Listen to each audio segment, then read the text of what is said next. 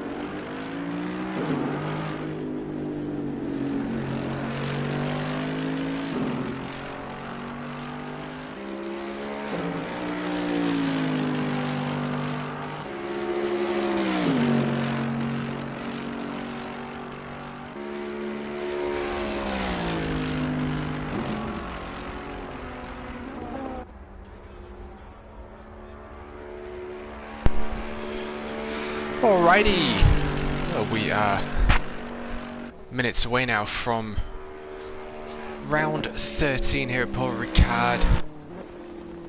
As you see, Misha in the 909 Mercedes really chuck it in there through the fastest, very fast right-hander there after a very long straight. I'm just going to open up a co-comms chat and we're going to get this party started. And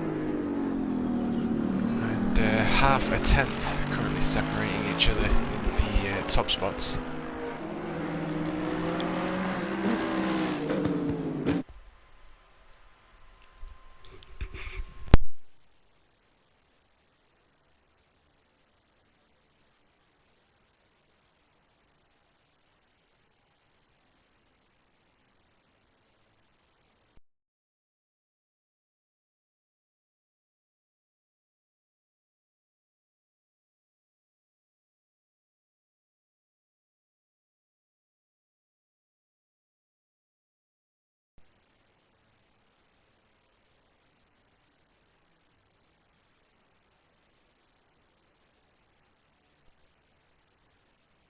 Alrighty, so co-comms should be on its way.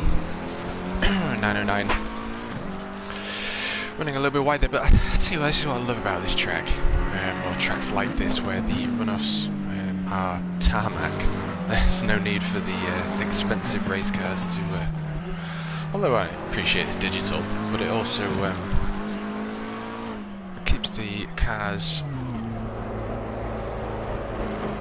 on track, no big spins, keeps us on tarmac. I think it's very clever. It's obviously a popular one for the F1 boys as well.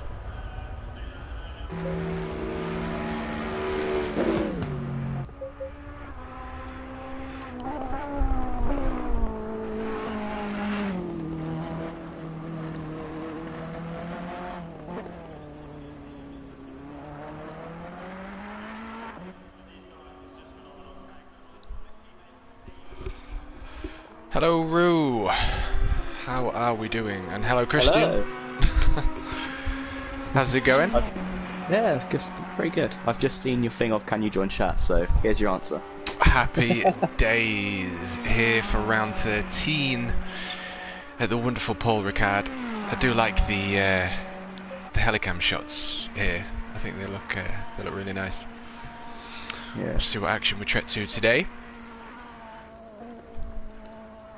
We're doing comms, Roo, for round 13 of NXTGEN's GT3 World Tour. We've got the Pro and the AM class running on track today. Yep, Christian's joining us as well for some co-comms. Hello everyone. Here to provide a second set of eyes, and maybe we get some more track knowledge today, but we'll see how that one goes. It is an interesting track because I didn't actually know it existed till not long ago, because I haven't really been following F1, although I have got into it now and I'm thoroughly enjoying it, but obviously they also use it for GT3 as well, so here we are.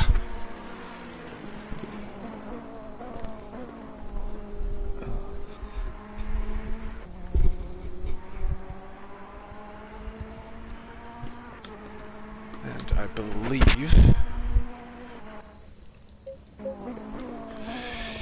we're just over a minute away from the qualifying session to start, so we'll run through the current standings from the Pro and AM class.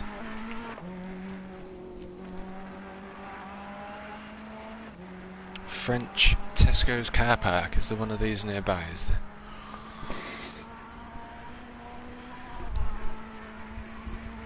There's 60 seconds left to go.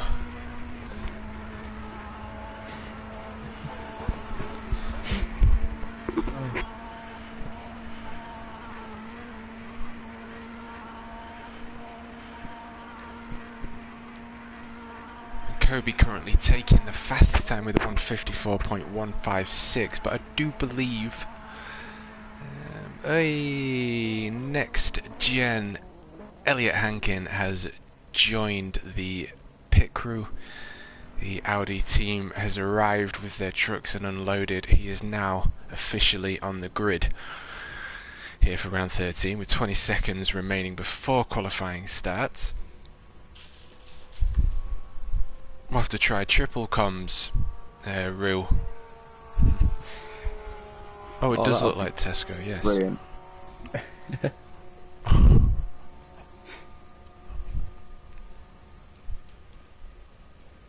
Still out on track is the 909. Wanted to finish his lap. The free practice session before the official qualifying starts, and we've got Matev also out on track, just the two cars here today. And like I said before, it's good to, really get to know that there's a human being behind each one of these cars, battling it out with their force feedback, and it's good to get to know the drivers, get a little bit of a bond the more you watch, and there's always action as well with these with motorsport in general. But we'll see what we're trekked to today for round 13.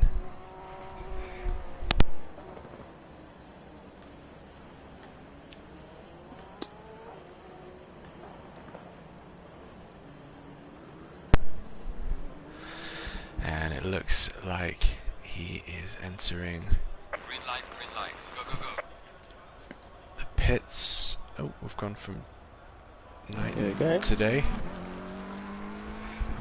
Interesting. Qualifier is the first one out. Number 22, Aaron. Yes, Kirby in the number 7 McLaren. Number 7 McLaren. Yes, Mamster in the GT3 Audi. In pursuit.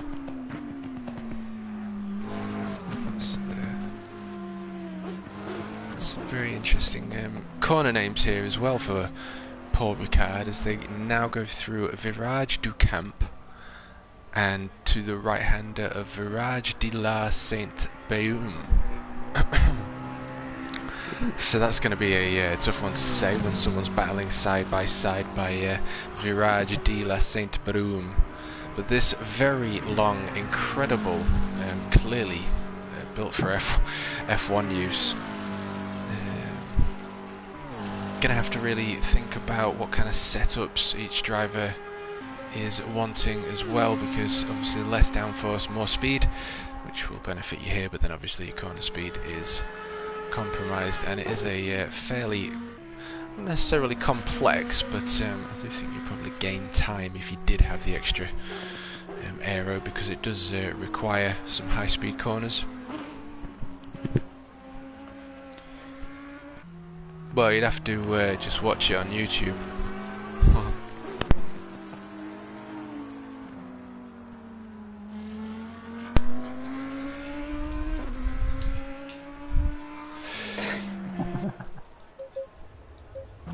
Okie doke, so Kobe in the number 7 McLaren. I'm going to currently read out the current standings for the Pro and AM class.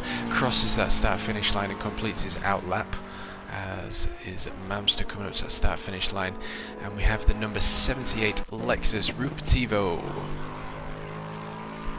making his way.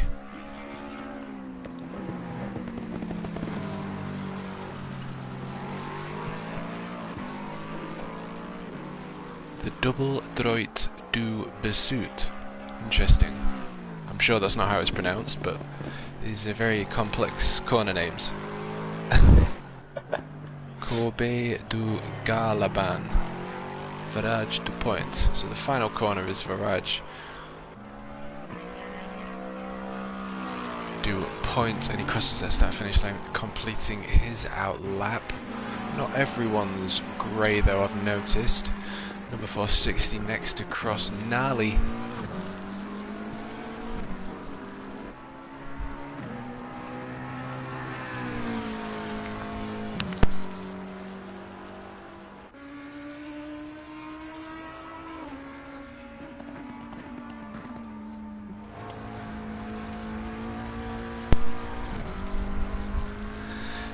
Mercedes. So we've got the number. So it does appear Elliot Hankin on his outlap but it does appear that Kobe is going to be first to cross that start-finish line, so we will just jump on board for the final moments as he makes his way through the final sector of Paul Ricard's circuit. Getting an onboard view here, and I don't know if the sim necessarily does it justice, especially if you're watching it on your phone. But there is a fair bit of camber, and it's a very smooth road. It's definitely not built by the English. It's too wide to be an English road. Indeed, crosses that start-finish line with a 155.4. Currently provisional P1. I assume that will soon change, either by his own skill or others, but Matev 420 is third to cross by the number 78. Ruptivo making his way up to Village de Tours, and the final DuPont.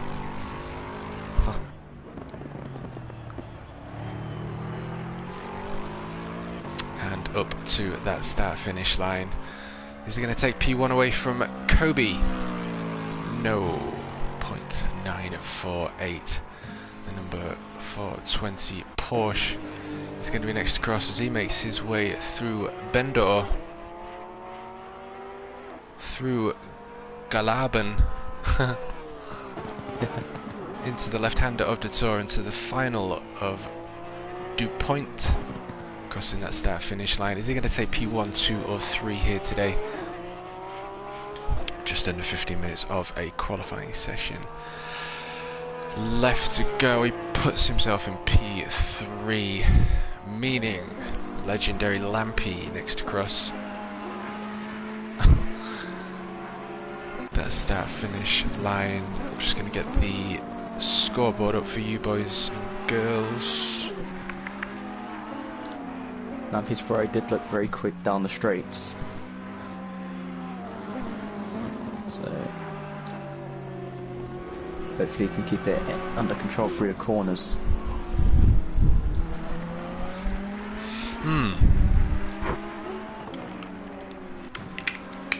It's a very different track with regards to what I guess we're used to with these sorts of driving GT3s. You have to put it on pole.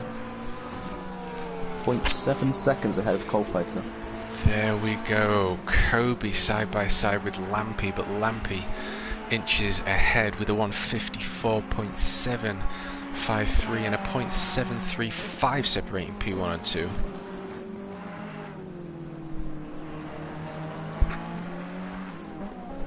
So Gnarly Pop will be the next to set a time. 460 McLaren.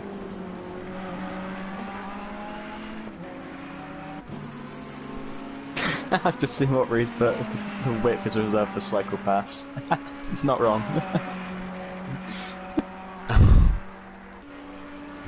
So we've got next 405, Mr. Wilco in the most beautiful Ferrari GT3, it must be said, and look at that thing.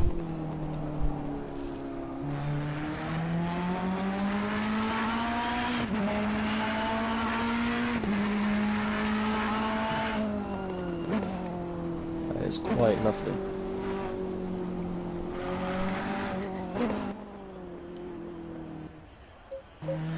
As he makes his way through DuPont and up to that start-finish line, under 30 minutes of racing time left to go, putting himself in P5, Matev 2.8, Ruptivo 1.6, and Kobe in the number 7 McLaren 0.7 off Lampy's 154.753.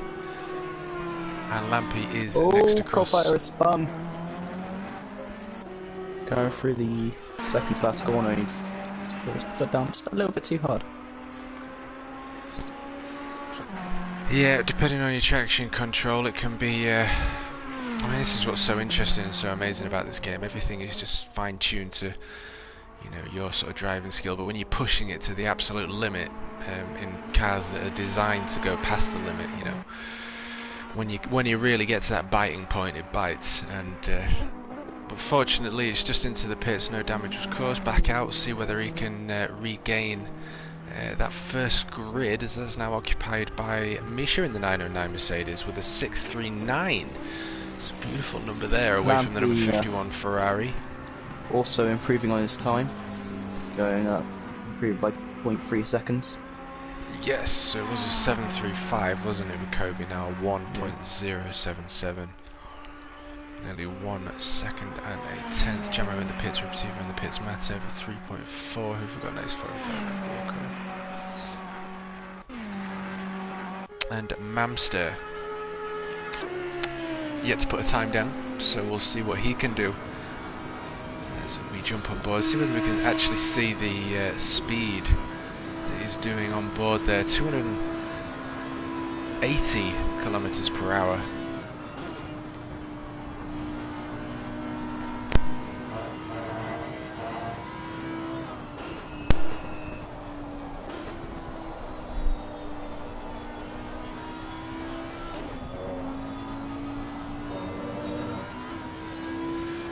But it's a very well-made track. I have noticed that, but it is still easy to, you know, push it past that limit. I think, especially with the incredible downforce that these GT3 cars actually have, because really all the time comes from downforce, not extra power. And being able to keep the car sticking itself through the corners.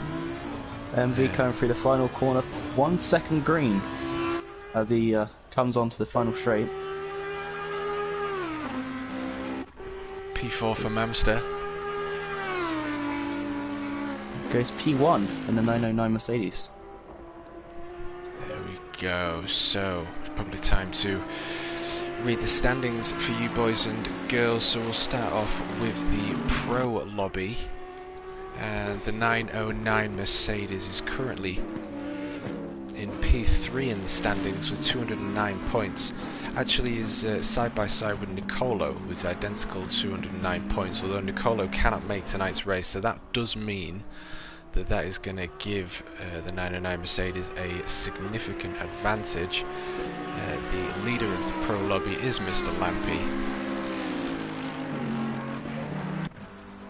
In the 51 Ferrari, Nicolo P2, Misha P3, Kobe's P4 with 175 points.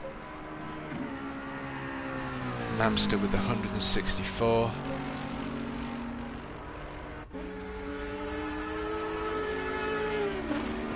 And the GOAT. Oh, big slide for Mamster there.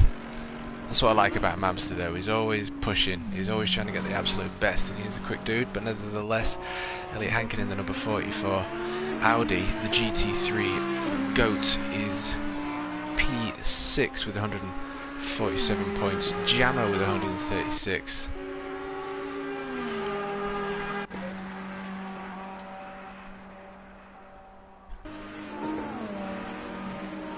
And Repetivo with 66. And in the AM lobby, Matev currently leading in the 420 portion. He's gone from the black and grey and green to black and grey and blue.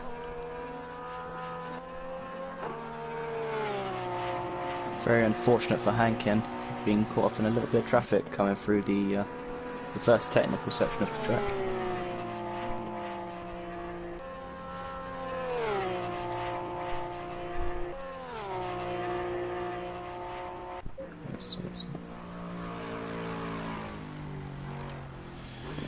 Behind Matev is Wilco with 182 points. Nali currently in P3 here at Paul Ricard in the beautiful, shall we say, bronze. McLaren takes P3 with 164 points. Mr. Gibb, I don't see him present tonight though, it's a shame. And I think that means we are up to date with those that are on track today. Hello Mr. Stewart, how are we doing, good sir? It's a pleasure to see you, it's been a while. Hope you're doing well. Thank you for popping in.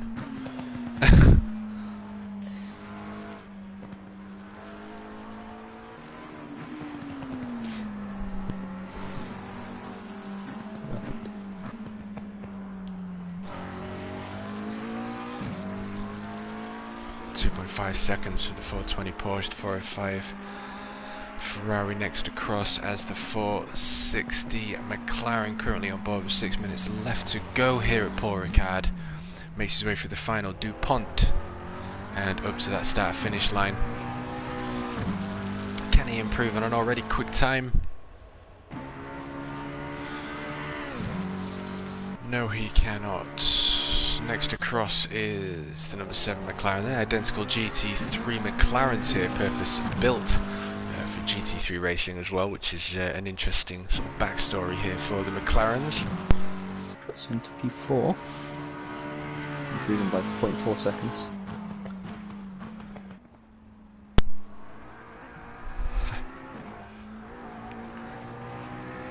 A few drivers in the pits as well.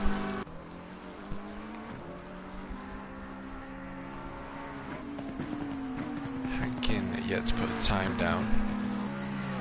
Maybe he just wants to start from the back here today. See what he can do, but it'll be interesting to see exactly what battles we've got today. It is usually the 909 Mercedes fighting it out with the number 28 Lexus Nicolo, but Nicolo can't make it. And Kobe taking the quickest line possible there. Up to Legendre du Mistral.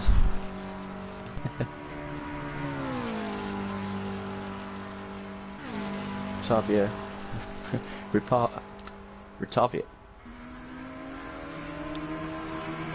P7 in the 78 Lexus improves by 0.4 seconds, maintaining 7th position. Oh, no. I'm so sorry for butchering your name like that.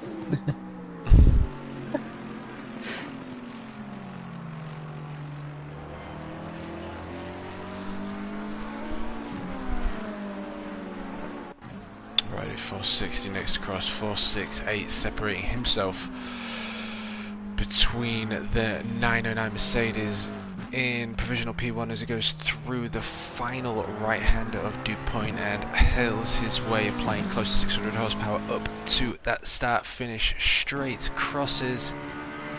I'm actually looking at Kobe there, but still in P4. Mamster next to cross, so we'll just jump on board with Mamster as he makes his way through Corb du Garbelan.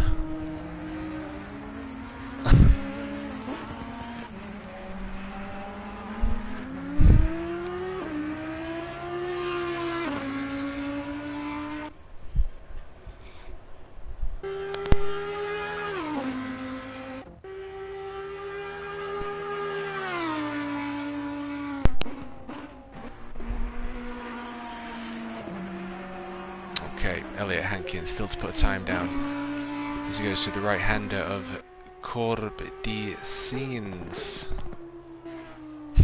I'm sure they're probably wrong, but that's what we're going to call them today. As he goes through the double droit du Bassu into the left-hander of Virage du Bendor. To the long, not long, but a open right-hander Corb du Gab Laban into the left-hander of Virage de la Tour in the final Virage du Point. What can 44 Audi do here today with just under 3 minutes of qualifying left to go? Putting himself in 8th place, 1.8 off the pace. And Misha 154.2, Lampy 2/10, nearly on the dot off the pace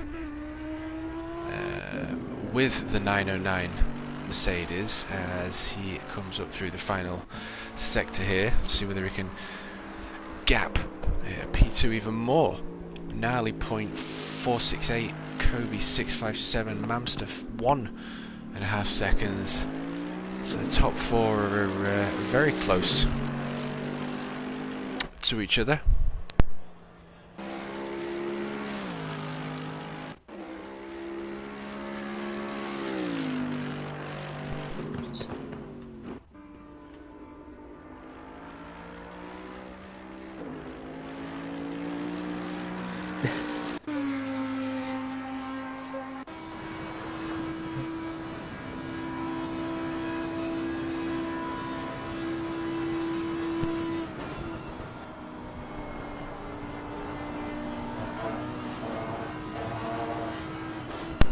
most of the track width there. Elliot Hankin on another run. A lot of camber there as well. Really want to be balancing the car as much as possible, applying that throttle as smoothly as you possibly can. Ooh, very nice exit from there. And that exit alone gained 0.4 seconds from his personal best. Clipping at apex and hurtling his way to that start finish. 1.806. Up into P5.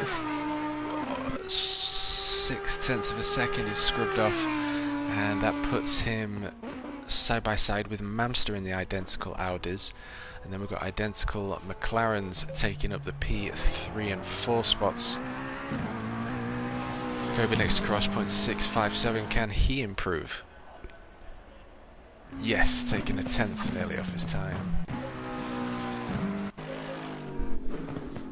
909 Mercedes, can he improve?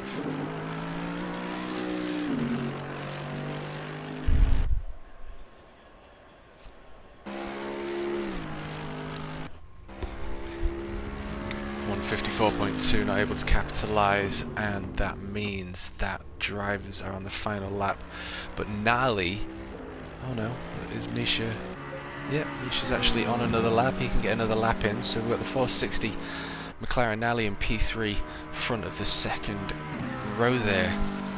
0.4 of a second away from the 154.2. Hey, how's it going, Dirk? Thanks for popping in. The Mercedes sounds awesome. It does.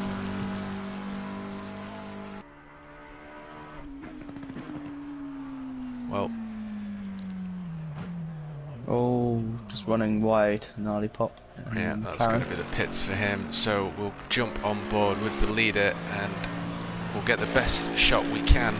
So you can turn it up, Dirk, and listen to the roar in full glory. And I believe it was about 280 kilometers there.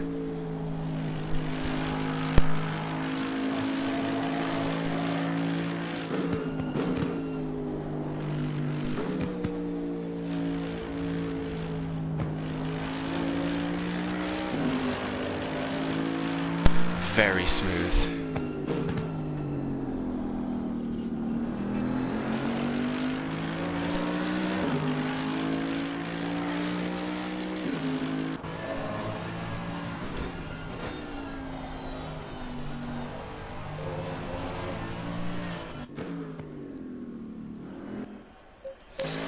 And through the final corner of Dew Point, up to the start finish line, 154.2 and a 154.186 for the 909 Mercedes. What do you think to that, Christian?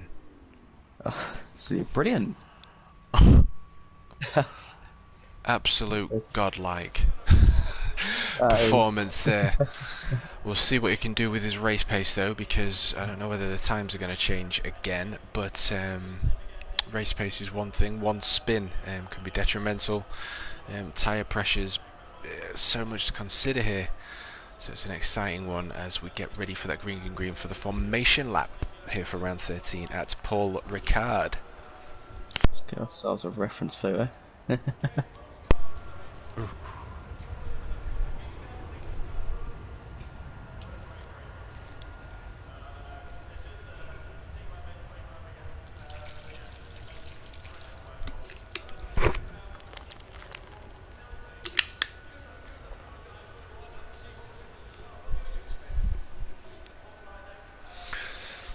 Okay, so take a quick photo.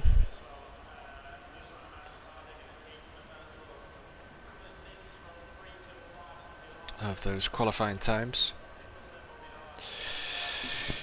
And we've got Lampy, the 51 Ferrari, unsurprisingly side by side with the 909 Mercedes. It's going to be an interesting one to see how the mid-engined Ferrari plays out today with the front-engined, rear-mounted V8 of the Mercedes AMG. They're side by side. So Lampy will be on the right, I assume, as they go into turn 1, but if they can keep it, it is a set of right-hand corners. So I don't know, if you're on the right and you can keep it there, it'll be an interesting one to see how this one progresses. Quite a lot of space here today as drivers. Oh, my eyeballs are grateful. My eyeballs are grateful. Lampy on the right, being in an MR car as well, very high possibility of managing to hold it around the outside.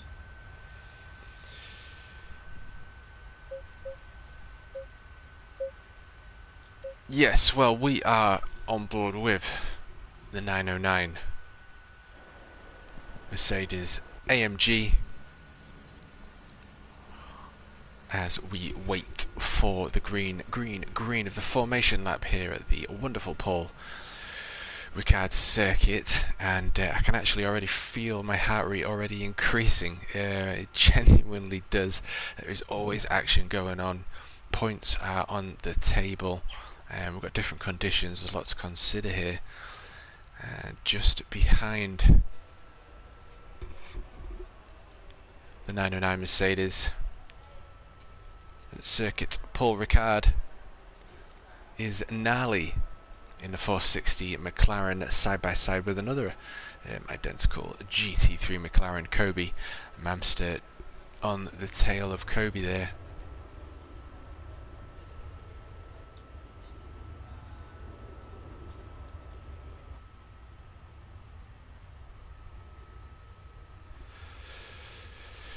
And we'll see exactly how lap 1 plays out. Like I say, I think this track is fast, of course, but there's a lot of space. So I think as long as drivers don't overshoot their markings, I don't know whether they need to put the lights on as well, do they? But I'm sure they'll come on when they put their engines up in about 30 seconds time or so. Indeed, I do like the front lights of the Mercedes AMG as well, with the LED bar.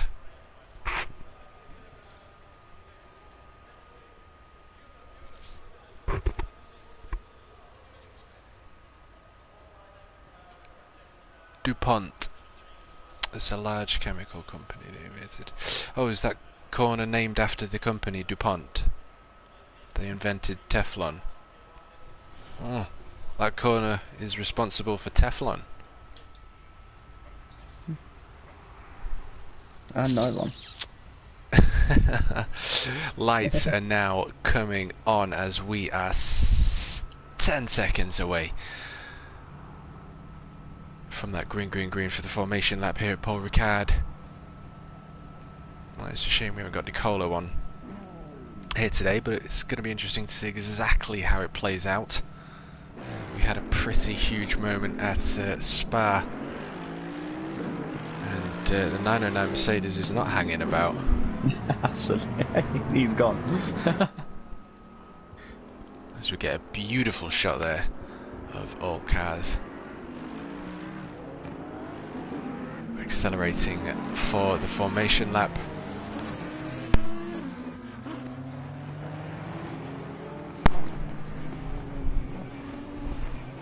Through the S's and into the right-hander of Raj de la Hotel.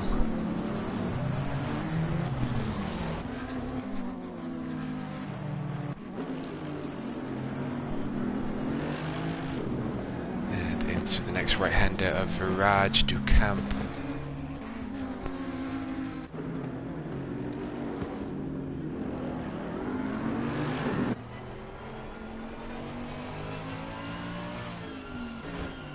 Raj de la Saint-Beum, and onwards to the very long. It'll be interesting to know, I don't know whether you could actually find out for me, Christian, how long this straight actually is. I'm going to pronounce this wrong, but Ligne Droit du Mistral. It's 1.8 kilometers. 1 point. Jesus Christ. 8. Oh, that's like the small Brands Hatch, isn't it? Yeah, 1.1 mile long straight. That's insane. That is insane. That is literally a small circuit at Brands Hatch, I'm sure. Daniel Hempy with a good look to the GT3 drivers here at Paul Ricard. As Lampy ensuring his tyres are up to temperature. Brands Hatch Indy is 1.9 kilometers in total. Wow! How amazing that the length of this track is there, the size of Brands Hatch. That's insane. That's genuinely insane.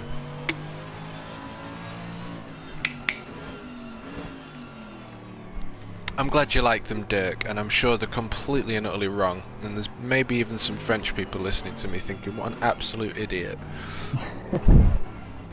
But nevertheless, they are going to be called what they are going to be called tonight.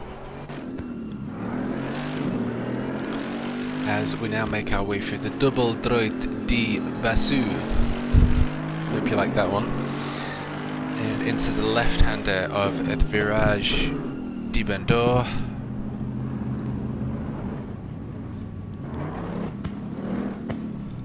As we check the 909 Mercedes out from the 360-degree GoPro camera, now connected to the rear of the GT3s.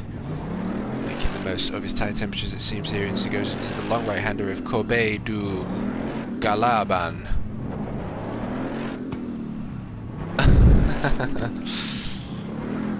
I hope you like the sound of the GT3 here. With the GoPro camera 360.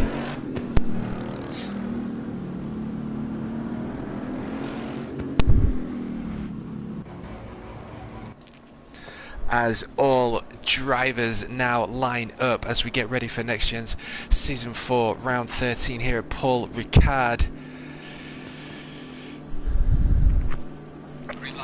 And we get the green.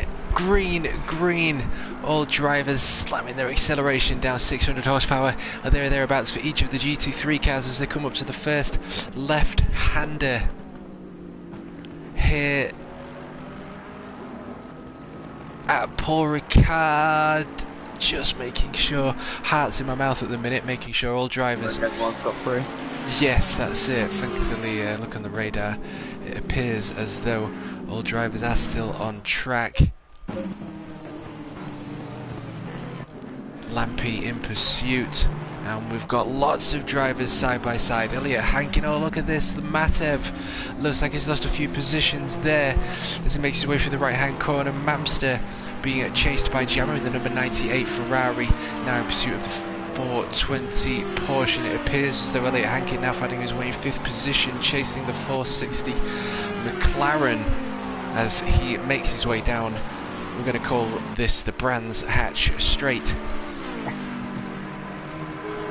And all drivers are well and truly within slipstream range. Nali looks as though he initially wants to put pressure on Kobe in P3 podium-ish position. All drivers running wide there as they come into that right-hander from the Brands Hatch Straight, and it appears as though that's going to be a track warning for a few of the drivers there, and I'm going to have to be careful with that for an hour's worth of driving, but still no positions have changed. Jumping on back aboard with P2, it looks like Lampy's taking that position from the 909 Mercedes.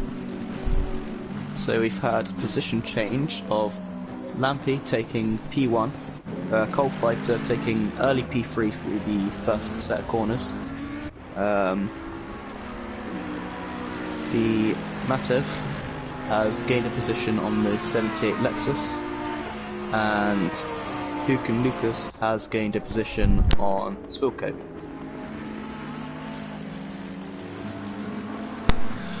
Huken Lucan 316, he is here. Happy days.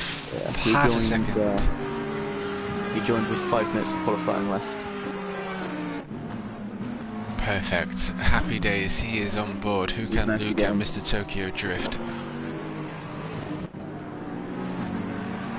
And just see whether Elliot Hankin didn't do anything here as he chases down the McLaren in front. Got two McLarens in P3 and 4. Kobe currently occupying P3 as Nali in the 460 identical McLaren GT3 makes its way down Brands Hatch straight. 0.767. That is slowly creeping away from P1 and P2 here.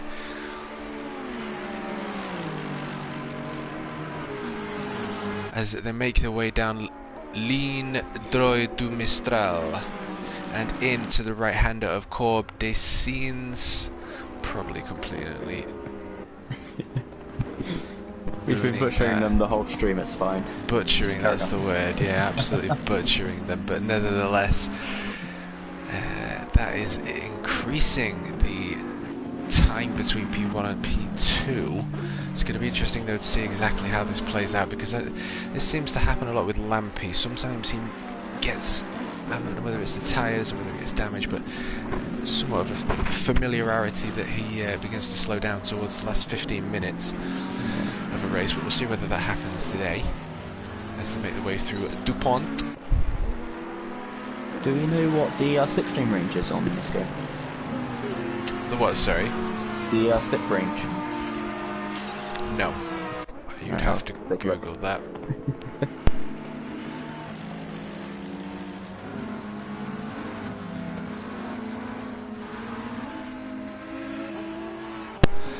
But it does appear as though the 44 Audi in P5 is in the tail end of the slipstream of the 460 McLaren, and it looks as though we are safe to just jump on board for a few moments as we see Jamo in pursuit of Elliot Hankin in the Audi. We'll jump on board with helmet cam, the GoPro helmet cam, up into third gear as he makes his way up to Ligne Droit du Mistral, and hopefully we'll maybe be in the slipstream. It'll be interesting to see what happens here if we just stay on board and see whether he'll begin to pull the McLaren back in the 5.2 litre V10. Seems to be slipstream is anywhere below a second to the car in front. Oh! Lollipop. Very wide. Oh my good god. Incredible. It looked as though the car in front perhaps had to take a different line, perhaps. I'm not necessarily sure. Meaning Nali taking evasive action and nearly losing spot, but what he has done is he's compromised quite a bit of time to himself, so his P4 position is now well and truly under threat from the 44 Audi GT3 GOAT that is Elliot Hankin, and Jamo also gaining some time there between P5 and P4. Missionow's second of Kobe. Seems as though he may have a problem with his car. Lampy P1 3.7 seconds separating himself from Kobe in P2, but we are going to have to jump on board with the fight for P4.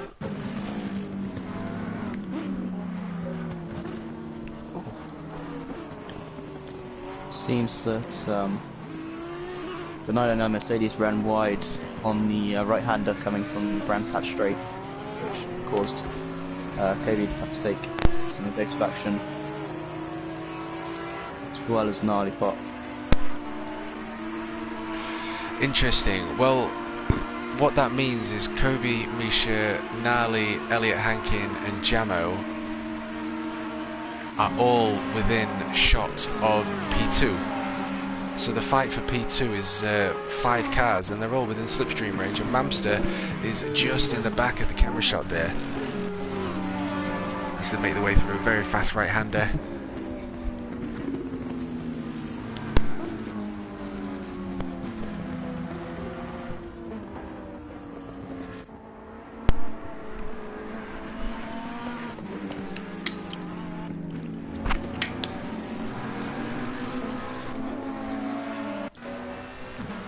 All 5 of them so close together.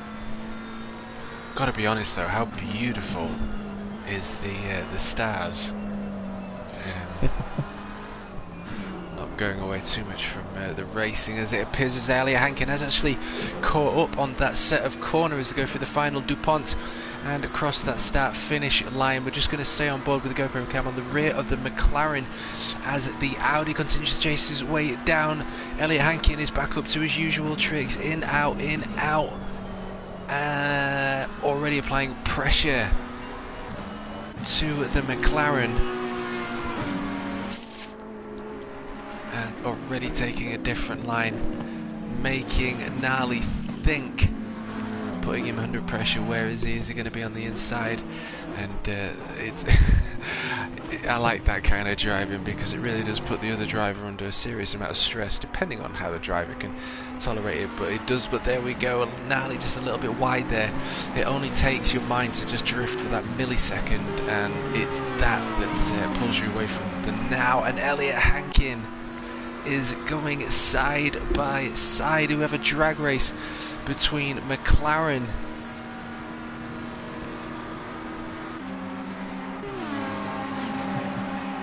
and Audi. Jamo watching all of this unfold, but Nali does have the inside line, which might not be the best situation. Jamo looks like he's got a pretty good run there, and it looks as though Jamo making a move on Elliot Hankin. Nearly, I don't know whether Elliot Hankin didn't get the best of runs there. Up to Virage di Bendor.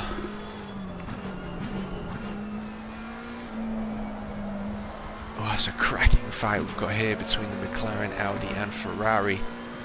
And Elliot couldn't get the exit from the right hander with the McLaren sort of in the way on the inside, which caused Jamo to gain quite significantly.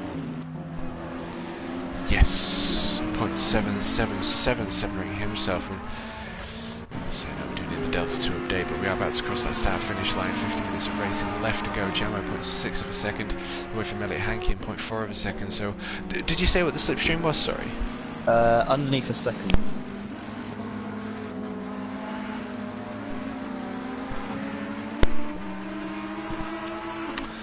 Interesting. So that is quite a big window. Yes. We've got Matev 0.9 of a second, so he's going to be just in the tail end of a slipstream, chasing down the front-engined 78 Lexus in P8.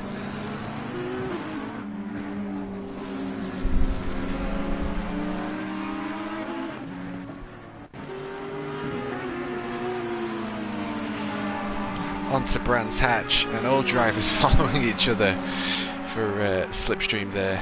Matev just losing slipstream as he fights for championship lead in the AM class. It'll be interesting to see what he can do in the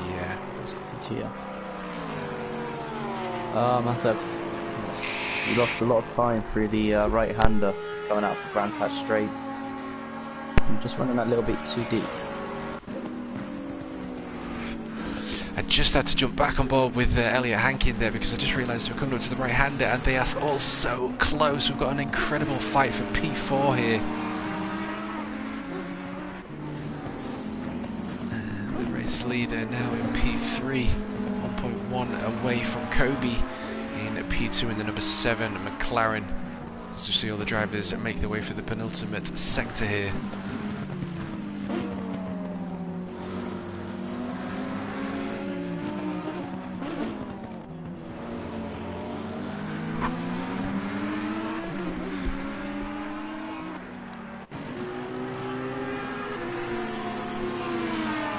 Elliot Hankin is now under fire from another Ferrari who's taking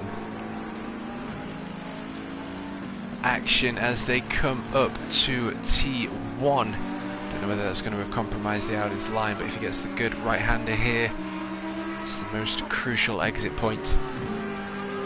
It's as though he's just begun to gap him there, but now out of slipstream range between P4 of the 460, McLaren in P4. But Jamo, especially for season 3 of NXTGEN's GT3 World Tour, was doing an incredible job, and he's most certainly one of the drivers that has come on, as well as Nali. And you can see that the time spent on this racing sim has paid its due. I'm sure they'll only get better. Lucan exactly just within or just without of slipstream range. A pixel in or a pixel out of slipstream. As he hunts it down the 420 Porsche P9. Thank you, Rue. Mr. Tokyo Drift, pit connoisseur. See what he can do and see whether he can advance his way.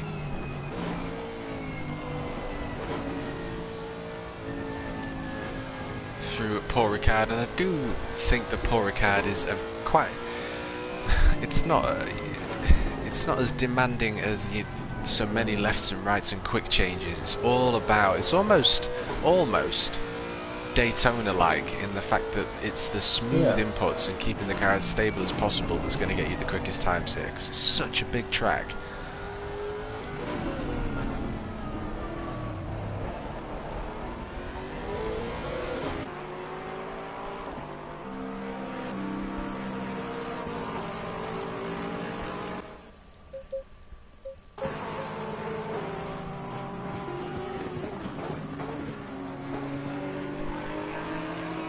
So the 909 Mercedes is closing the gap between himself and P2 of the number 7 McLaren, and closing again, and now within the slipstream range, beginning the attack. Looks as though he's beginning to find his feet here. Like I said, it's always some action with these races. Elliot Hankins still in pursuit of Nally, but now 2.2 seconds separating himself and Nally. Jamo only a second just out of slipstream range between himself and P5 of Elliot Hankins, the number 44 Audi GT3.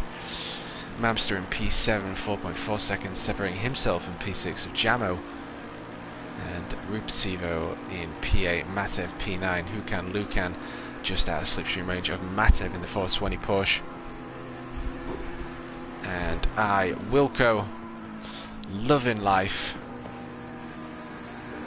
And getting as much track time as possible. She'll only pay its dues in good time. But it looks as though Lampy, if he can keep this up, see if we have any more dramas, see what happens to tyre temps. It'll be interesting to see what kind of clock we've got, whether they end up running the end of the race in daytime.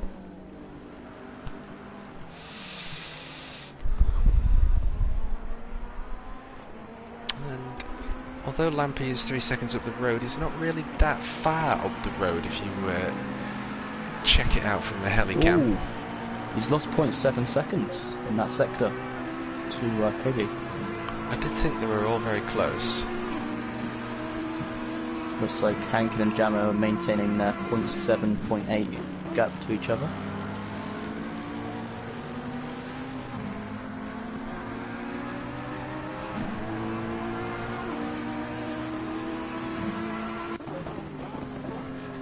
Lucan is now on the tail end of Matev.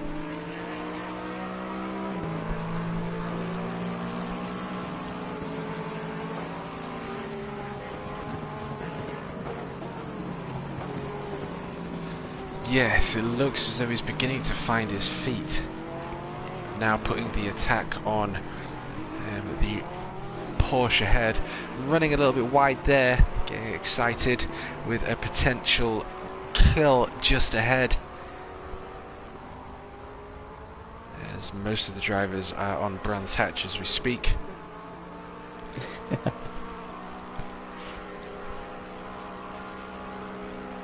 I'm very interested to see how this plays out, because the pit stops are always extremely crucial. Yes. And it looks as though he's got a pretty good run here. Oh, Jamo closing right up to Hankin.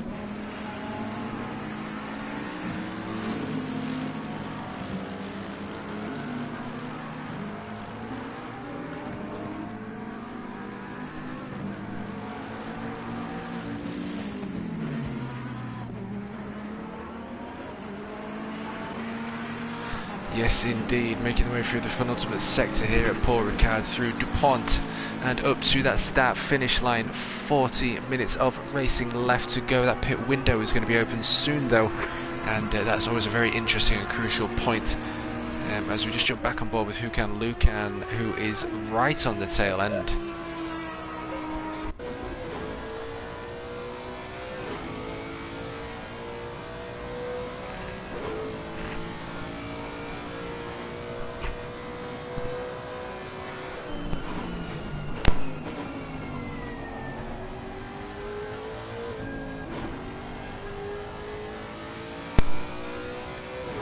Of the Porsche. Oh, the 909 Mercedes got up to Baby as well.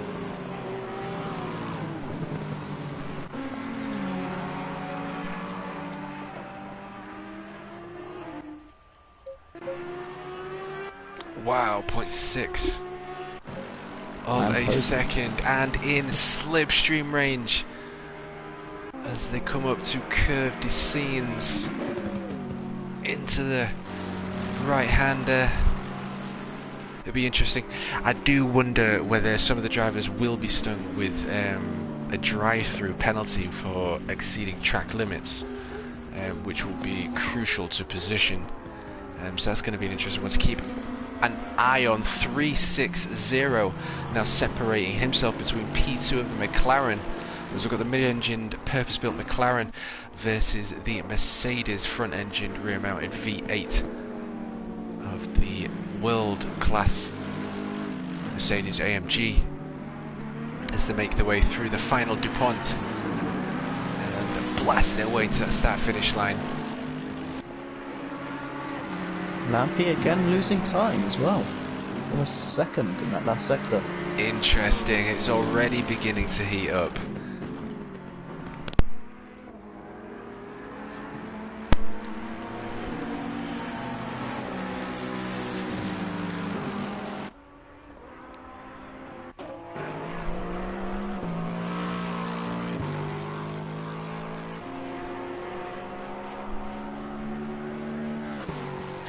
.3 seconds now separating the 316 Lexus to the 420 Porsche.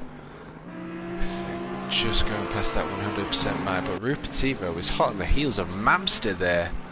Yeah. Is he going to make a move? He looks like he's going to go for the inside line. Not quite, but the 420 Porsche is now going to be able to get some free time as they continue to fight it out.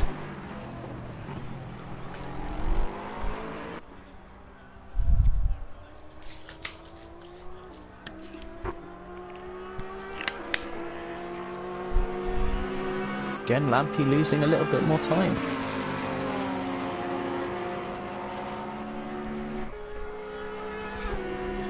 Oh, this is going to be a cracking 1.6 of a second. Separating P2 and 3. 0.5 of a second separating P4 to P5. As Hankin catches back up to the 460 McLaren, currently occupying P4 here at Paul Ricard for round 13 of the Next Gen Season 4 GT3 World Tour. Drive-through penalty for 316. There we go. Like I said, I wouldn't expect that one to be the last one either, but like I said, it's going to be detrimental to the ones that are up top. Kirby again, he's just slowly chipping away at Lampy. Even with pressure from the 909 Mercedes as well. Perhaps a little too much pushing towards the start has burned out the tyres. Yeah, it's a very interesting one, isn't it? That's what I do love about this simulator, the sort of level of realism and how you've kind of got to incorporate so many different factors. It makes it interesting with regards to strategies for the race.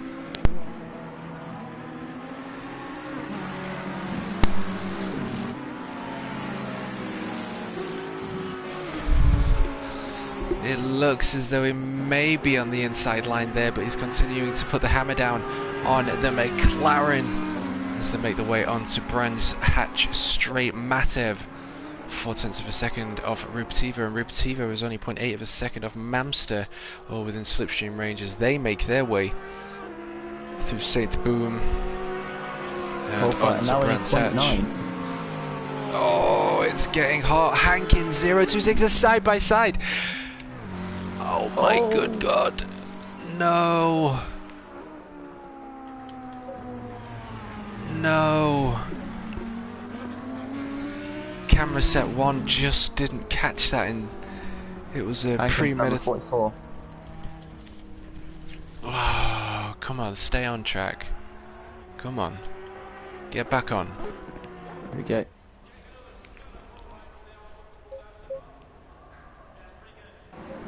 Okay. Well, that means Nally P4, Jamo P4. Oh, there was a contact between the two going into that final corner.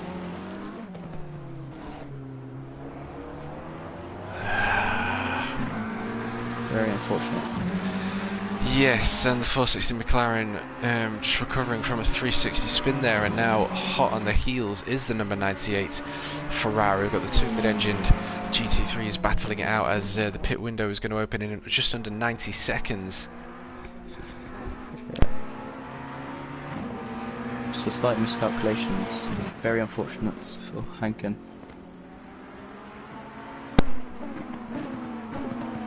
Very. But nevertheless, the show must go on. 0.7 of a second now separating P1 to P2, and 0.5 separating P2 to P3. The fight for P1 and 2 is most certainly on.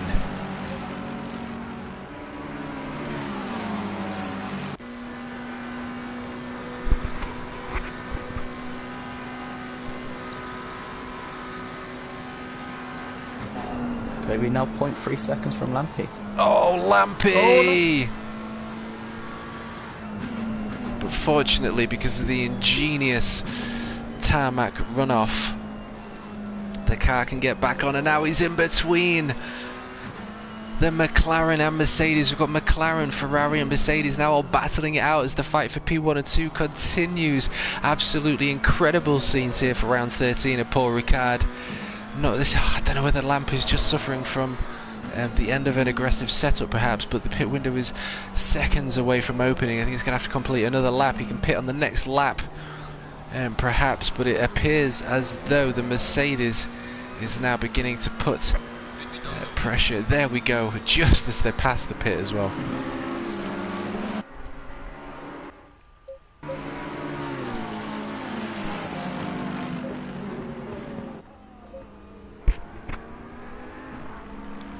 As we follow the number 51 Ferrari, who was leading the majority of this race up to the halfway point. We've got the pit window now open.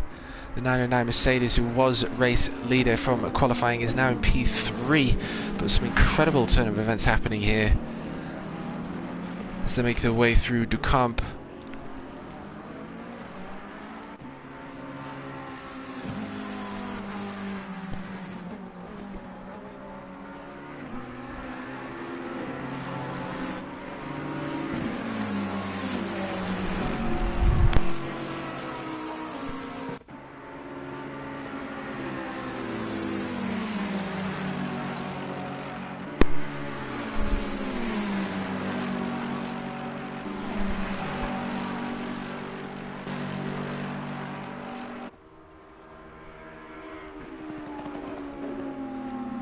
I tell you what, 280 kilometers per hour, you do get up there fast, and Lampy is going to be trying.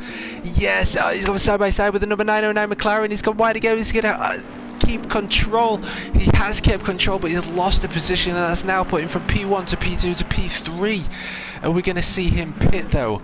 Is the question as they come up to the final sector here at Paul Ricard. I can't believe what I'm seeing here. What decision and strategy is he going to play out here as he comes up to the final corners up towards the pit window? I'm going to assume he's going to take the pits. It's rather ingenious actually the way they've done the runoff. The friction surface, isn't it?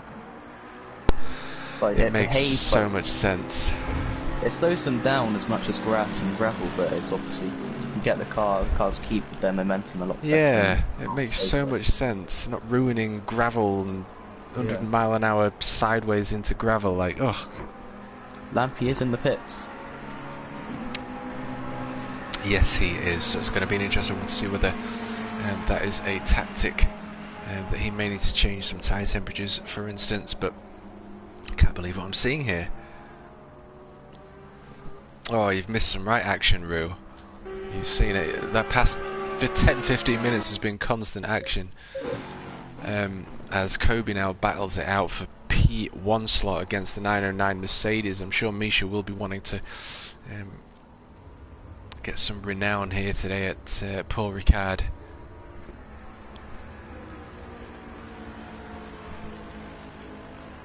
Matev in the pits as well. 1.1 seconds separating P1 and P2.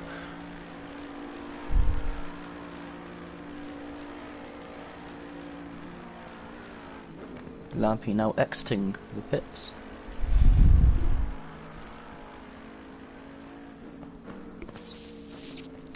Yeah, going to be interesting to see him. Just going to stay on board with Paul, the Helicam man, as he follows the number 909 Mercedes chase the number 7 McLaren around here at Paul Ricard. I just want to be seeing exactly when they decide to go into the pits. I'm going to hold with Lampy because the early stop and the fresher tyres may help him regain that pole position. Yes. There's a lot to be said for the undercut, especially in an hour's race, because it is more of a sprint. But both drivers are staying out. And a track such as this, which is very all-rounder. You've got obviously the very long straight, but you've got very high-speed and mid-speed corners through sectors 1 and 4. You do. Nearly 14 seconds off the pace of Misha, 2.4 separating Jamo to Nali.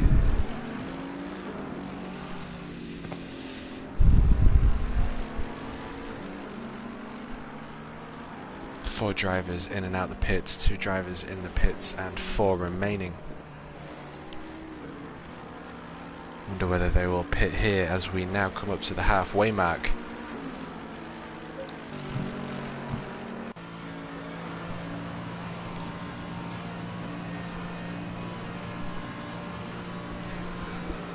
Of the race here at Paul Ricard. Not over yet.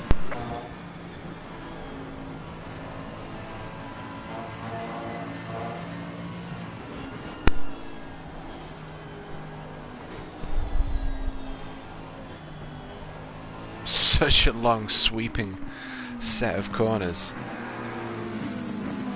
But he is hot on the heels of Kobe. It must be said, it'll be interesting to see whether one pits and one stays out.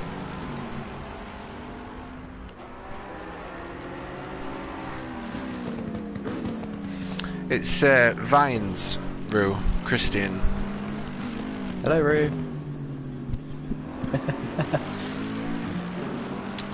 Hot on the heels. Both drivers into the pits. It looked like they were playing my games there. Sorry, go on. Very appreciative of Roo's comment. Yeah, both drivers in. Keep an eye on Lampy. Also, Roo, if you head over to my stream, I've showed the replays of the overtakes and the incidents.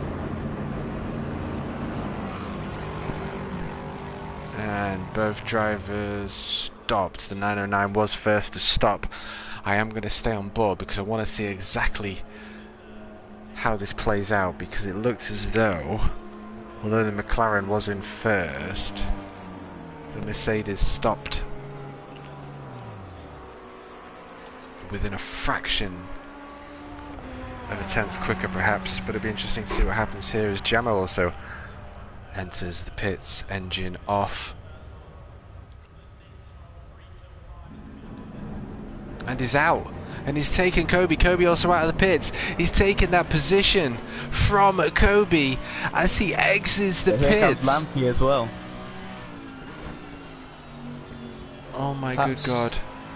Perhaps not the undercut he was hoping for, but no, because he has tyres that are in working temperature. These boys have at least a full lap to get underway before they can push. So he may have the time to get into the slipstream. Well, we've also got to look, he did have to pit early, but presumably the tyres overheating, so We'll have to see how it comes to the end of the race as well. Yes, very Those are going to exciting be stuff. overheating maybe 5 minutes too early. That's going to cause some issues. Okay, so Nally is still left to pit. He is making his way through the penultimate sector.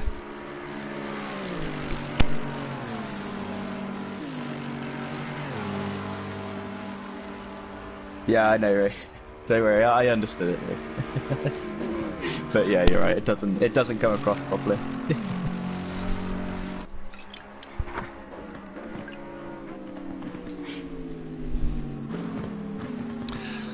460 McLaren in the pits.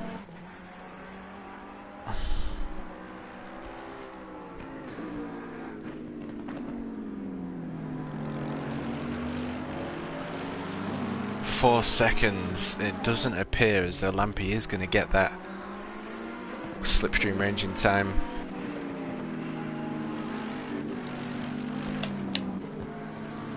This makes his way through the final corner of DuPont.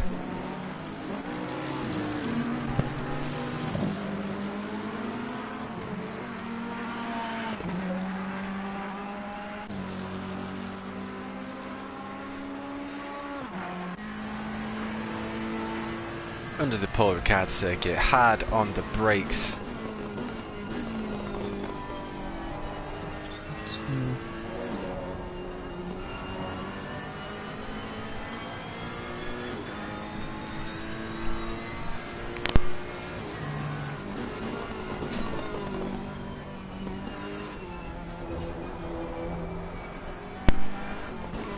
Okay, yeah. I was confused. I thought Lampy had lost that. He actually gained 6 seconds using that undercut. Incredible. It's so incredible, and I was just wondering how it would play out between the McLaren and Mercedes there, and it did appear as though the McLaren had his pit stop a little bit better with regard. I mean, there's so much to consider. Obviously, again, having it in manual, you can get quicker times. 282 kilometers per hour as he enters the right-hand corner there.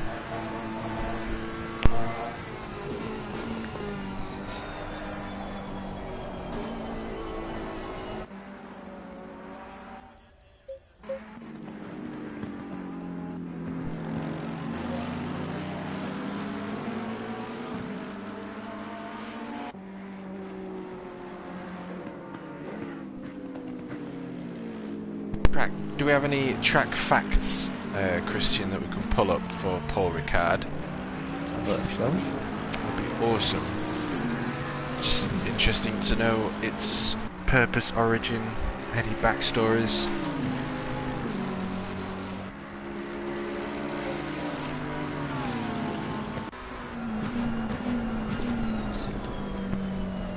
Let's keep an eye on that. Baby shot.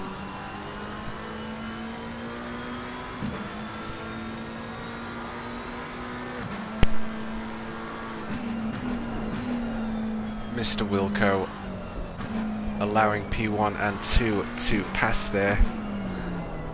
The softs are well and truly working to their maximum potential here as the McLaren continues to hunt down the Mercedes here at Paul Ricard. It was inaugurated in 1970 and held its first F1 Grand Prix in 1971. 1971. Ooh. And it held the Motorcycle Grand Prix in 1973. I didn't realise motorcycles raced here. They still race here. MotoGP, that would be incredible. Big fan of bikes. Such an adrenaline buzz. Our motorbikes. I imagine the GT3s would give you a very big buzz as well, but there's nothing like being on a motorbike from personal experience. But we are cars today.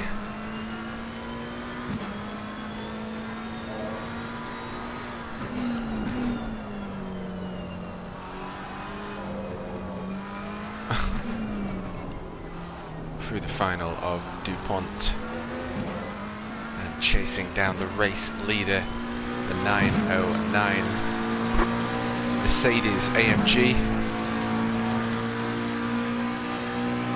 It seems they've, in modern times, they've changed their France GP to the Bugatti circuit at Le Mans MotoGP. Right. I've noticed there seems to be quite a few different track formations, especially if you watch from the helicam. Let's have a little look at who can look and... Sorry, go on. It's, I've never actually seen any other formation use it. I think they've got 3 formations.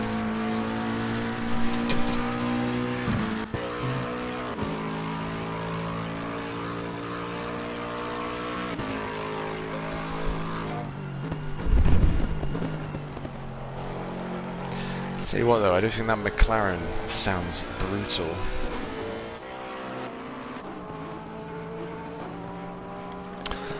But looking up from the helicam, I mean, you can even see just from the exit of turn 1 there's already a new track formation. Available Mamster, unfortunately spinning out there as we see Rupativo make his way past, as did Matev in the 420 Porsche.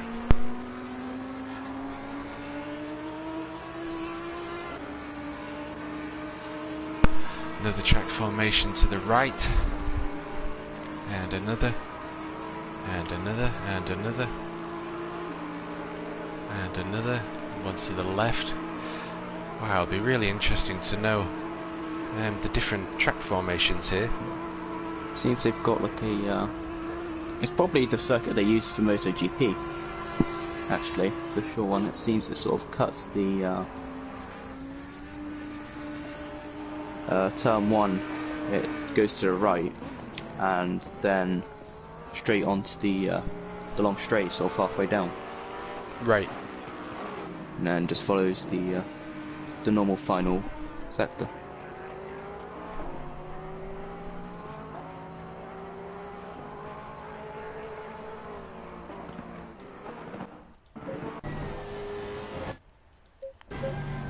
While Rupativo is still continuing to hunt down Matev in the 420 Porsche as he gets right on the tail end there through the final sector and corner of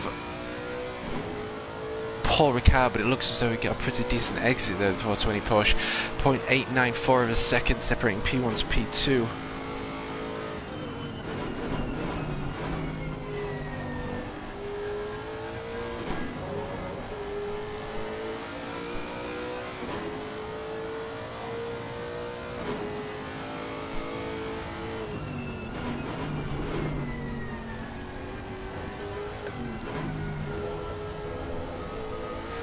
And 0.6, oh, and running a little bit wide as well as he continues to hunt down and fight for the glory of P1 here today for round 13 of the NXTGEN Season 4 GT3 World Tour. And it looks as though Kobe is wanting to get that position back.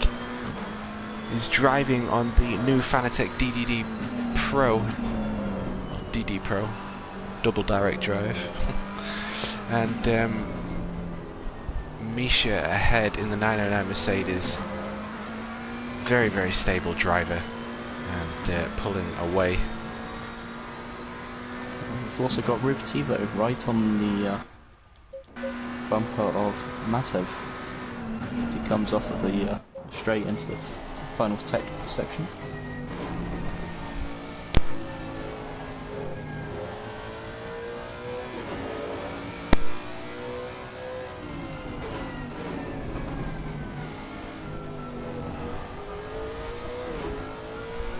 Under 20 minutes of racing left to go, just over a second, losing and back in just under a second now. Kobe P1 of the 909 Mercedes just within the tail end of Slipstream, but Rupativo continuing to hunt down the 420 Porsche, and again, as Christian said, on the bumper of the 420 Porsche in P6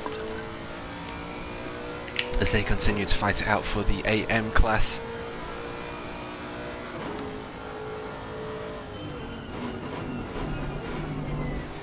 Ah, the local town scenes. Is it scenes or signs? Scenes.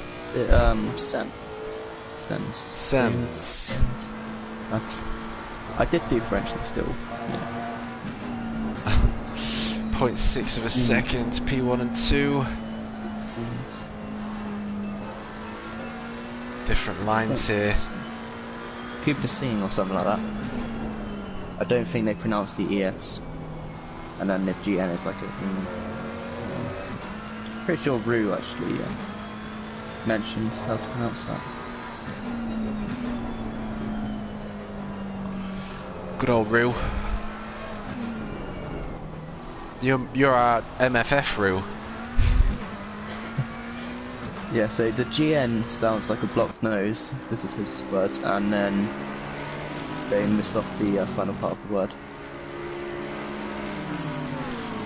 Like a blocked nose, there it is. Sons. Donkey doke. Oh! Ripativo going a bit deep into that top corner. And losing out on time as well. Just how much time? Kirby is Find out when continuing we've to got the work next his way sector up. Now there's a 6.66 off Lampy.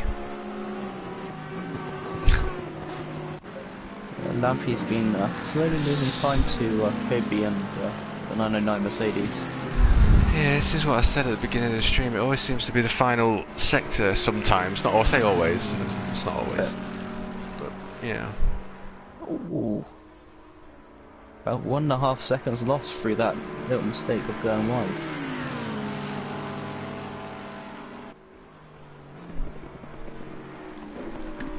Oh! Kobe only 0.2 seconds off. It'll be interesting to see whether anyone gets stung with a track limits drive-through penalty. Well, I'm sure they will. Last time you said that, we ended up with Huke and Lupin grabbing the drive-through.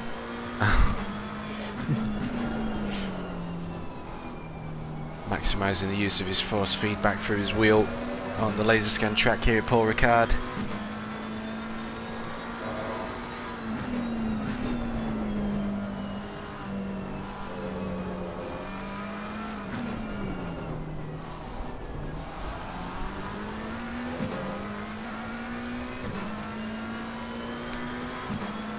Saying 0.5. Still yep. very, very close. UV lights are still on inside the cockpit. Stars are out.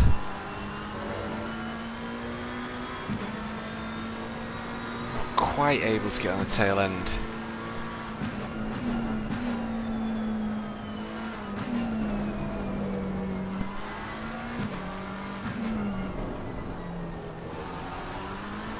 Just see and feel almost the tyres working there. It's Kobe with some brilliant lines, as is the 909 Mercedes, very, very stable as they continue to battle out for the fight for P1.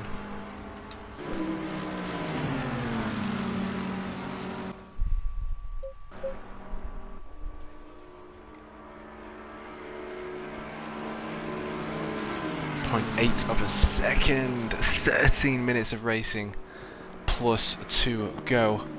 3 cars all within a second of each other here. Yeah. Matev, Ripativo and Manchester. Let's see if we can get a good... Oh, 0.3 though now, Kobe. Keep making me jump back on. I know. All 0.7 and 0.6 now with Ripativo and Manchester.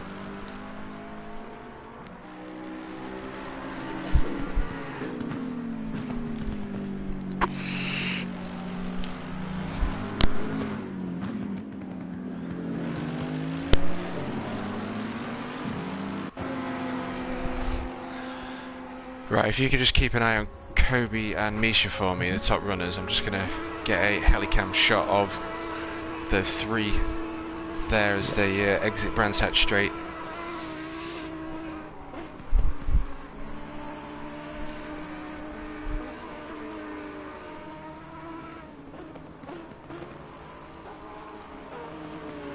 Mamster running a little bit wide.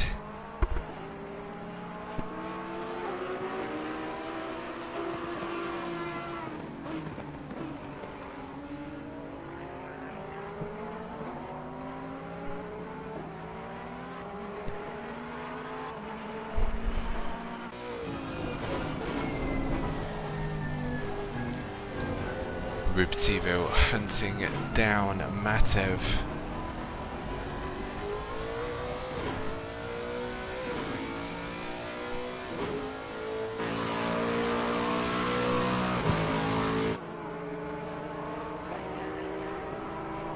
There's across that start finish line.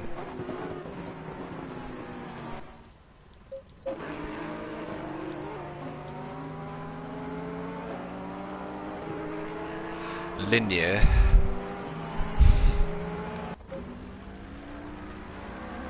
Oh, it's going to be interesting to see what happens as the fight for P1 does continue. Only 11 minutes of racing left to go, plus that final lap. Lampe only a couple of corners behind. Spin-off could mean P2 and 3 for the 51 Ferrari and 460 McLaren. Rupativo now only half a second off of Matev. They're going down the long straight as well, and that Lexus does have the better top end.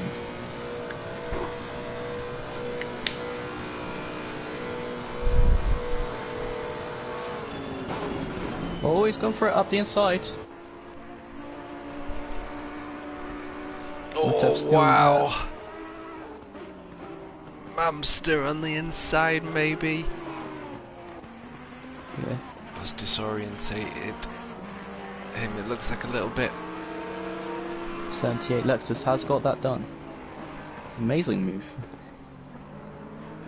Yes, that was where Very Hankin brave. had an issue earlier, wasn't it, as well? It's a very fast corner.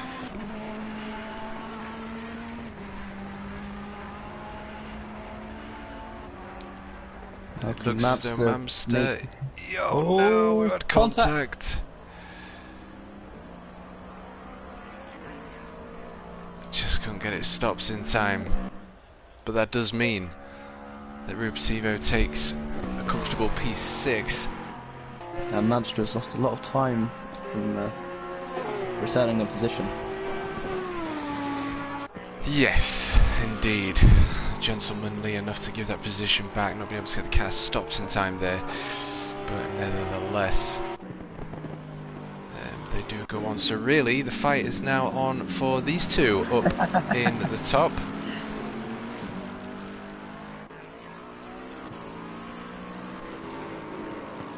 I like that, signs literally translates to signs.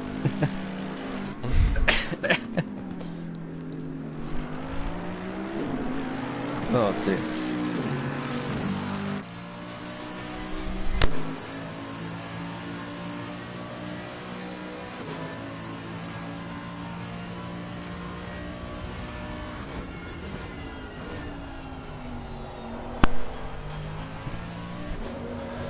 He is still hot on the heels of P1 though. Question is, can he make it happen?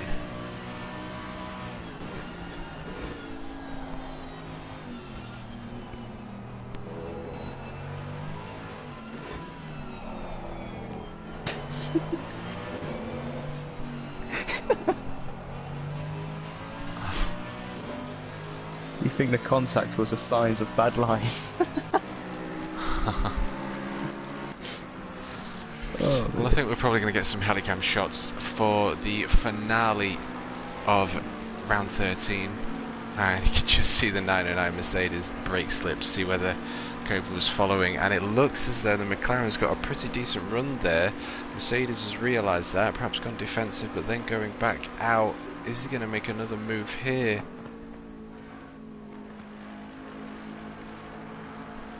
Wow, incredible racing between P1 and P2.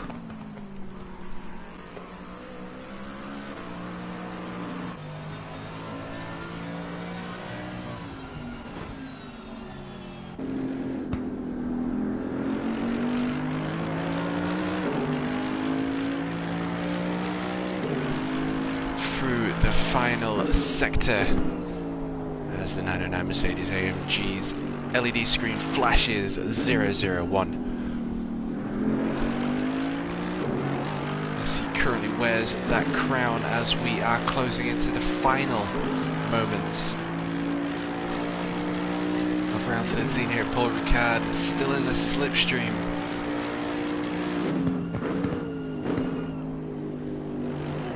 A little bit late on the brakes there perhaps, and that may have cost him some momentum through this final corner. It has indeed. That's going to give some comfort to the Mercedes there.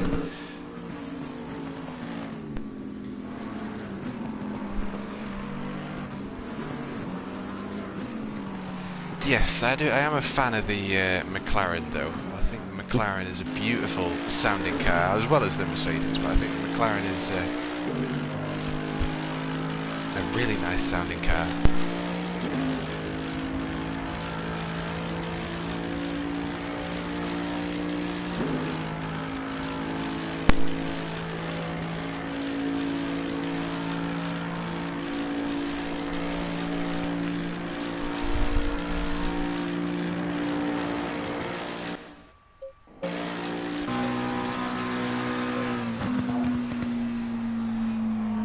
Kind of got that V8 growl, the McLaren, with a little bit more top end frequencies. Big fan of the McLaren.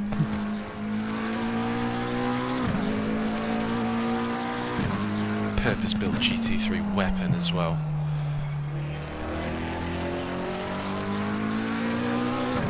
Is it the 720 SMs in this game?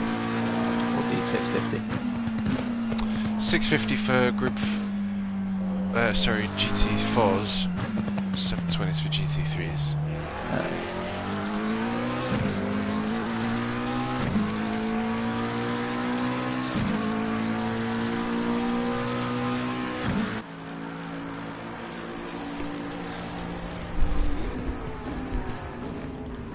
Well, he's got a second and a half worth of time to make up if he wants to make that happen with just under 5 minutes of racing left to go.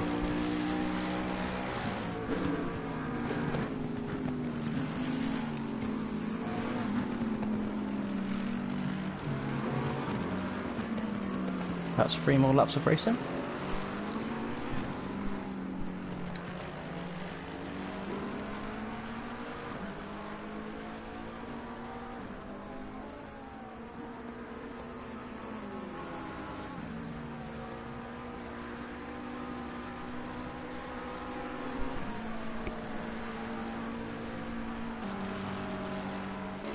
Minutes left to go for round 13 here at Paul Ricard. Let's have a little look at everyone else. We've got Wilco in the 405 Ferrari, the most beautiful GT3 on track, making his way up to T1 here at Paul Ricard, and he's getting more and more time behind that wheel, getting himself familiar with it all, which is lovely to see. And who can look into the 316 Lexus, Mr. Tokyo Drift, Mr. Pit Connoisseur, as he is P9. Wow, Gnarlypop only 0.3 seconds off Lampy. I may have made a mistake through this.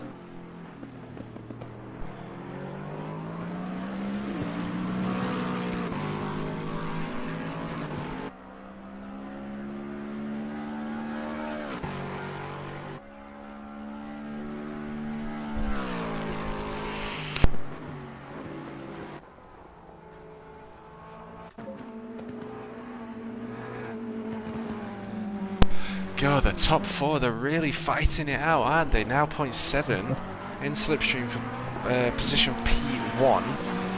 We've got just under 3 minutes, what, a lap or two, 2 laps to go, 3 laps, maybe 2 or 3 laps left to go. Gnarlypop only 0.4. So yes, we're in the time zone now where Lampy's tyres are probably pretty gone, judging from his first stint.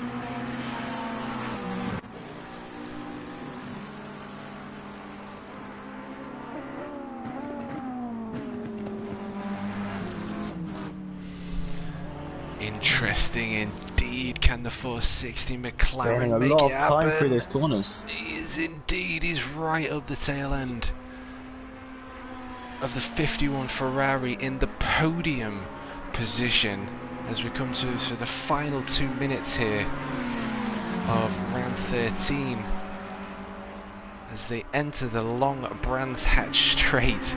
Look at this, well and truly Trying within to find a way at the slipstream range. inside. Woohoo! Whoa.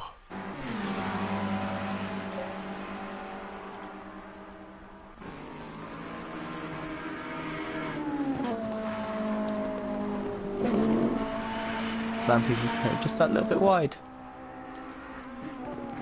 He's got the inside line. Oh my good god. Lampy might have a better run out though as they exit that very long cambered right-hander. We're on the final lap. Final lap underway. Okay, so Lampy has lost that position, bless him. Finding his way into P4 now as Gnarly. Luke with another drive-through for track limits. That's 2 drive-throughs. He don't care, he's just pushing, having fun. That's what we like to see. 0.4095 of a tenth of a second away from Gnarly. And Kobe 936, now 704 as this is the final assault. 44 seconds left to go. We do have a back marker to contend with. Hukan Lukan.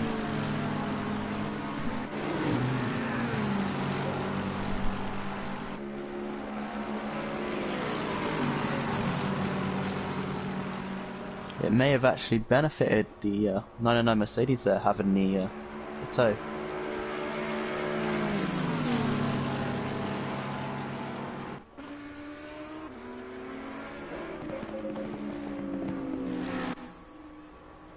Oh my good god. Up to the final Looking around the moments outside. of the race. Are we gonna see some podium changes as we come to the final sector here for round 13 at Paul Ricard? McLaren looking for the inside line on the Mercedes GT3. I do believe the Mercedes is better tuned for the extra downforce over the McLaren. Oh, look at that, right on the Couldn't bumper. quite get the switch. He wanted it, but it appears as though the Mercedes takes P1, Kobe in P2, and the McLaren looks like he is going to take a podium today as he comes up to the final point here at Paul Ricard and takes the Bronze Cup in podium-itch, P3-itch, and Lampy in the 51 Ferrari taking a P4, which is still good for the points. Jammer next across that line as he comes up to the final corner.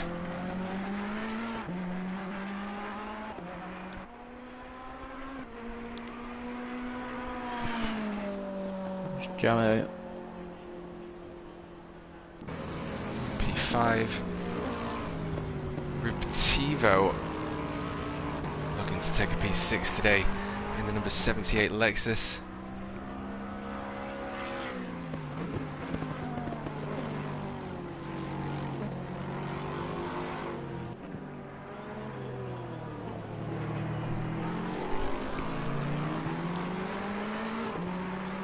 Flashing the lights. Yeah, that's what we like to see. Giving everyone on YouTube a flash. Cracking race. Well done for the hours worth of a race. Taking P6. And Matev with another flash. The absolute legend in the 420 Porsche. Taking a P7. And Mamster also crossing that line in P8. Hukan Lukan P9. With 30 seconds left to go. Not able to put that drive-through penalty down. And Iwilko P10. Hankin, fortunately, leaving the race in P11. But that's been a cracking race, and as per usual, we are treated to some action We've got throughout. Got some donuts from Kobe as well. Oh, we do we? Indeed. Out of turn 1.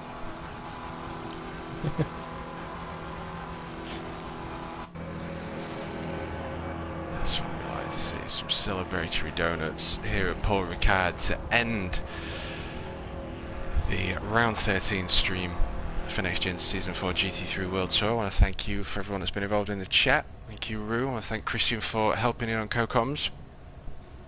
Hope you've enjoyed it. It's been very, very fun race to do. Has Very action-packed. Indeed. Has indeed, as per usual. Always, always eventful to the final lap, which is something I've noticed with these races. It's always great to watch. But thank you to everyone at home. I do appreciate it, and we'll see you all next time. Ciao, ciao. See you all, everyone.